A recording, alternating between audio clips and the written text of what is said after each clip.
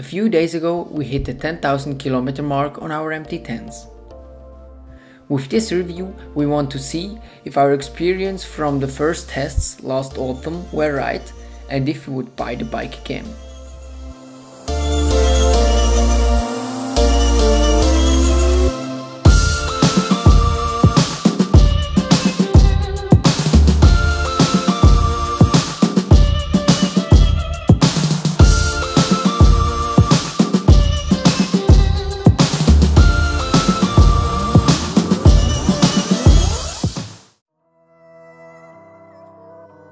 The suspension matched with our riding style very well, because it's really stiff, which is perfect for our riding style. If you like to change something, it's absolutely no problem, because it's very adjustable too. For us, there is no need for upgrade. Overall, the bike feels very agile. You can't feel the 210 kilos weight of the MT-10 while riding it. One thing to consider is the bad steering angle while maneuver it in small spaces. Really positive is the comfortable sitting position. It's no problem to ride even 600 kilometers in a day.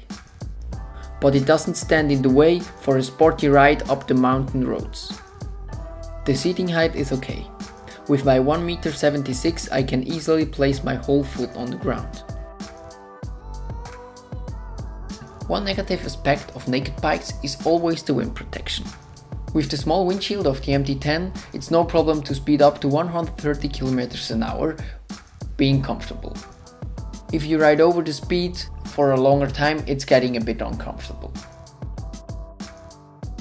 The stock tires on our 2016 model were the Bridgestone S20, the predecessor of the Bridgestone S21, which we also tested.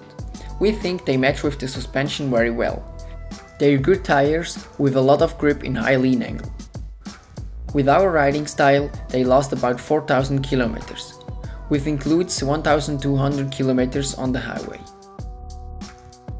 The brakes are okay, but not as aggressive as on other super nakeds like the BMW S1000R. The ABS is balanced well, and you even can brake in turns without engaging. After settling in with the bike, the footpegs start to scratch in some curves, even after removing the footpeg sliders. The R1 engine has more than enough power for sporty riding on the street. Its power can really precisely controlled. The power distribution is pretty linear with the most torque at 9,000 RPM. The bike has three different modes, Standard, A and B, where Standard feels the weakest and B the most powerful mode. The modes only change the response of the throttle. The difference between the modes is really obvious.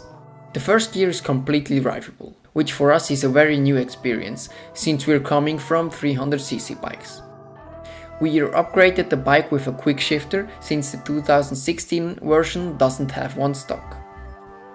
It's really worth the upgrade and we would totally do it again. Since it's a 1000cc engine, there's generally a lot of fuel consumption. In average, it's about 7.4 liters per 100 kilometers. Depends on your riding style. With 17 liters you get about this far.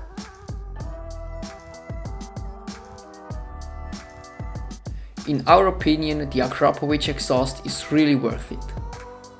The sound of the crossplane 4 engine is insane. In some RPM ranges, especially in longer tunnels, specified frequencies can be a bit annoying sometimes, especially for the rider behind you. The overall quality of the bikes is really good compared to other bikes from Yamaha. The price-performance ratio is great and you get what you pay for.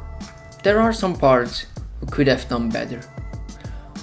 We did have a warranty issue with the rear rim, since there was a problem with the collar. The MT-10 has a great set of electronics. For example, the shifting light can be adjusted to consumer needs. You also can change the display brightness. With one bike we had an electronical issue with the display, but it was covered by warranty. Cruise control is very handy on the highway or on long straight roads. The traction control has 3 different modes. Mode 3 is for rainy days, Mode 2 for normal riding, and Mode 1 for sporty riding. All lights on the bike are LEDs by default. The headlight is extremely bright and focused. The indicator lights are good visible and looks pretty nice. 12-volt jack is really useful and nice to have on bigger tours. The charging speed is fast. It's protected from splash water, so it can be used in rain too. There is absolutely no space under your seat, not even for the onboard tools. But at least it's weight saving. There are a couple of aftermarket parts available, but not as much as for other superbikes.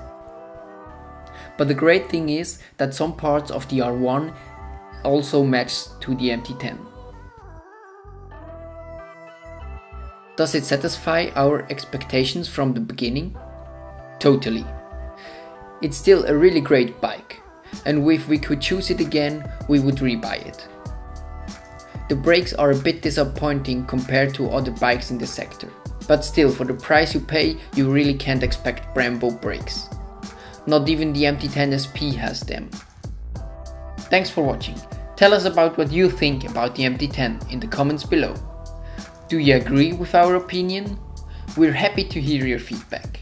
If you like this video, leave us a like. And if you want to see more, subscribe to our channel.